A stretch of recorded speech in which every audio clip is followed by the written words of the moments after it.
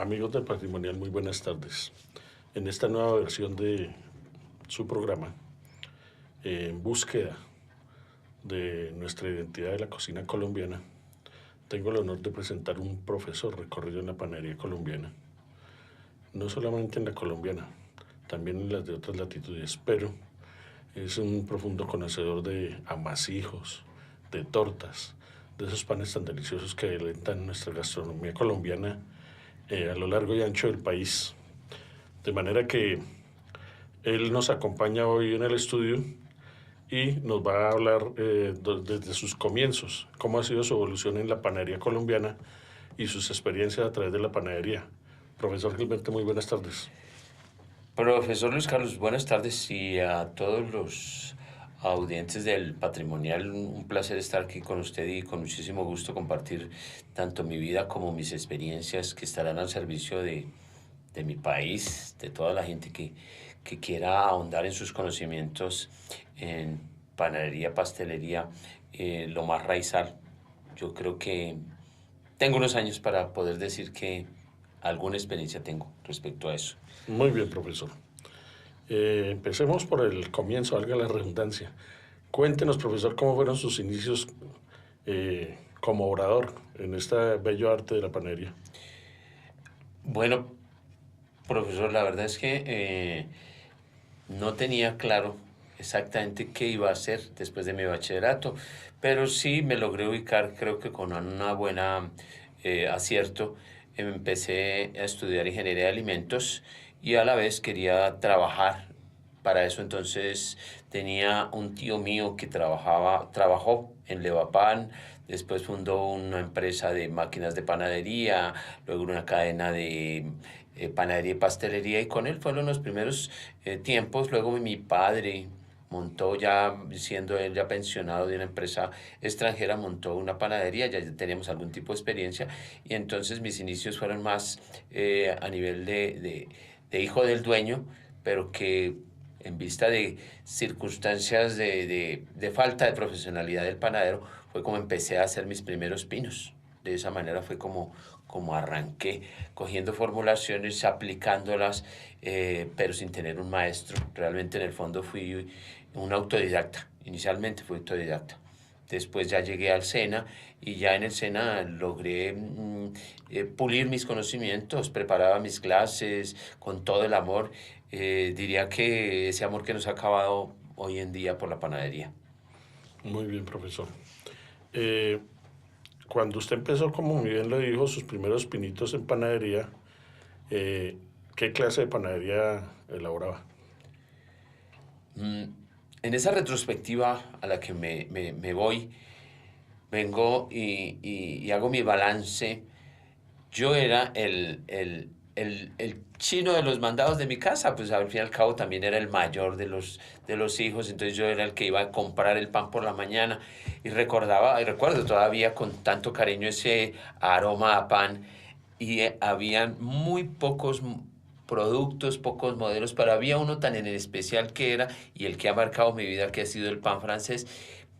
Hoy haciendo ese balance de que por qué era tan bueno ese pan, comparándolo un poco con lo de hoy, pues era que en ese tiempo ese panadero trabajaba masas de tiempo, masas fermentadas, lo que hoy llaman masas madres, más comúnmente en ese tiempo llamaban eran esponjas realmente, pero que ha desaparecido un poco. Algunos quieren rescatarlo y pues aquí estaré yo también para hacer el rescate de ese tipo de circunstancias de proceso que son tan valorables en el pan. Esos eran los, recuerdo también una mogolla negra que existía, era una mogolla dulce.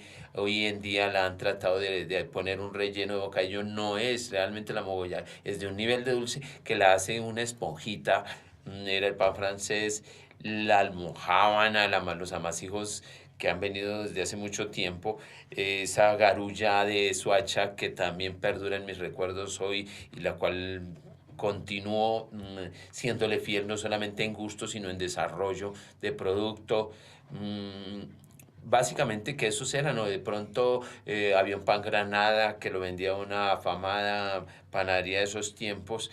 Hoy en día el modelo ya no existe, pero existen sí los panes aliñados. Hay panes aliñados que todavía se rescatan de ese tiempo. Muy bien, profesor.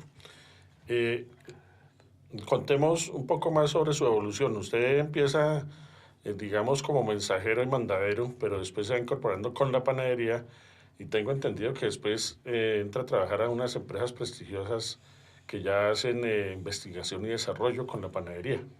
Sí, gracias a Dios, ese camino me lo ilumina el Señor y entonces empiezo yo, primero que todo, como usted lo decía, yo empecé con un tío que tenía una fábrica de máquinas de panadería, empecé como mensajero, tenía ya, le contaba mi licencia y entonces inicié entregando equipos, papelería y esas cosas.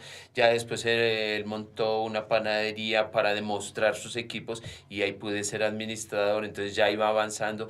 Después con mi padre se montó una panadería y ahí fue donde arranqué a hacer pan, pero quien me dio la oportunidad de realmente aprender a hacer pan y aprender ese aprendes con el cerebro fue el SENA. A partir del SENA, que ha sido trampolín de muchas personas, eh, entonces me permitió llegar a una gran industria, tal vez diría que la industria más grande de procesamientos de grasas y aceites vegetales de origen de la palma africana. Y entonces ahí fui jefe técnico nacional. Me desempeñé durante 9 años y medio aproximadamente, pero vuelvo y digo, donde me formé realmente, preparando mis clases, aprendiendo lo que era hacer pan, entendiendo los fundamentos con toda la originalidad, fue el SENA. Entonces, más o menos ese ha sido mi gran recorrido. Ya en la industria privada, entonces pude desarrollar procesos, proponerlos, a su vez visitar clientes. Digamos que tuve el trabajo no solamente en la parte académica, sino que en la parte comercial se llama trabajar en la calle, que trabajar en la calle es visitar clientes, ¿no? Entonces pude lograr eso y también estuve en otra época, también en otra industria grande, en el Cesar, en la costa norte de nuestro país, también haciendo el mismo desempeño de asistente técnico nacional con responsabilidad nacional y vuelvo y le digo, desarrollaba procesos, desarrollaba protocolos de valoración de calidad de los productos, desarrollo de esquemas, de fórmulas, dictar seminarios y en ese sentido digamos que mi vida se ha desarrollado básicamente en el nivel docente y me siento muy feliz. Hoy en día mi gran pasión es ser profesor y ser profesor de panadería y ojalá que pueda hacerla sobre panadería colombiana, me siento feliz. Muy bien, profesor. Respecto al pan de antaño que usted vivió en sus primeros años de panadero y los productos y todo lo que se ve ahora, con respecto a esa época, ¿qué nos puede decir? ¿Cómo los encuentra? ¿Cuál es el paralelo que hay ahí? ¿Siguen siendo los mismos? ¿O ha avanzado muchísimo eso? ¿O porque usted está hablando de un pan francés que era muy delicioso y de algunos otros panes que hoy en día no sé qué cree que ha afectado eso?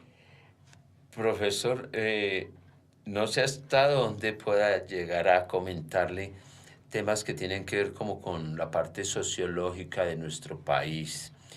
Esa panadería que yo viví, que era tan original, que digamos, nosotros somos quienes, nosotros somos herencia de Europa, herencia de los españoles, ya después con el tiempo ha venido alguna influencia norteamericana y en ese sentido se han conjugado como que las dos culturas.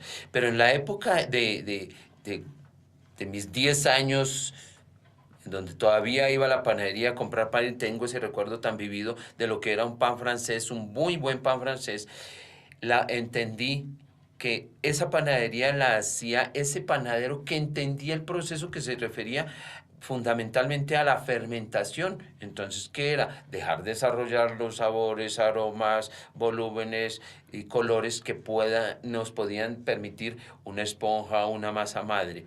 Pero con el tiempo, ese panadero, digamos que no encontró como una posición social de algún mérito. Eso hizo que sus, sus hijos no siguieran en el negocio. Entonces, ¿qué pasó? Que al venir esa ruptura generacional de ese producto ya no venía, ya no era el hijo del panadero, sino venía un empleado que de pronto no podía entender muy bien cuál era la estructura y cuál era el beneficio de trabajar panes con fermentación. Entonces quedó sujeto a ciertos vendedores de materias primas que que diría que desoriginalizaron los panes, y desvirtuaron los panes. desvirtuaron los panes. Entonces ya pasamos a hacer panes, sí, con algunos niveles de fermentación, pero no los mismos. ¿Todo por qué? Porque había que salir a hacer producciones muy rápidamente.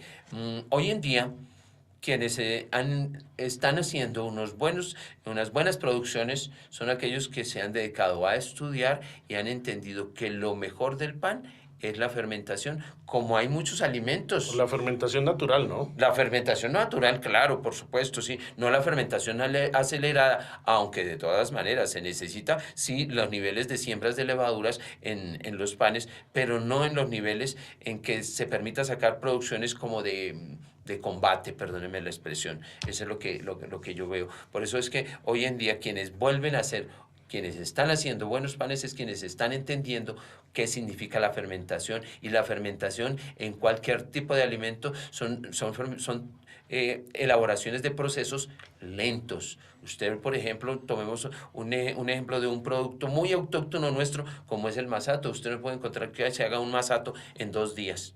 Un masato es de 15, 20 días para poder desarrollar todos sus sabores. ¿Qué es un pan? Un pan es un producto de fermentación de algunas horas, pero hay que permitírselas. Incluso hay veces días, ¿no, profesor? Sí. Bueno, con respecto a eso que usted nos está contando, las fermentaciones y eso, era muy común ver el desplazamiento de panaderos a tempranas horas de la mañana. Estoy hablando 2, 3 de la mañana para empezar la producción del pan y tener el pan puesto a su punto a las 6 de la mañana, el pan caliente y esa fragancia. Yo también en mi niñez me acuerdo de la fragancia, la panadería que se Sí. regaba por la cuadra y era como un festín y olía a gloria y en fin, cosas espectaculares, son recuerdos de la infancia. ¿Eso todavía se da, profesor? No. Quienes hoy en día fabrican pan, digamos que están sujetos a que de todas maneras son otros tiempos, los niveles de seguridad nocturna son diferentes, los niveles de entrega a una profesión también son diferentes. Eso hace que hoy ya ese panadero que antes empezaba a las 4 de la mañana o que a veces empezaba a las 12 de la noche, por ejemplo, ya no se dan. Además que también tiene que ver con que eso afecta la convivencia de esa persona en pareja. Entonces ya hoy no se da. Vuelvo y digo, quienes están trabajando hoy en día con unos niveles de eficiencia son quienes están, digamos, ubicando sus producciones dentro de un marco muy administrativo de tiempos y movimientos, respetando como siempre lo fundamental que tiene que ser la fermentación en un pan. Pero ya eso, lo que usted está diciendo de quienes se levantan temprano a hacer el pan, ya muy raro, muy raro. De pronto en una que otra vereda, pero no así en las ciudades capitales.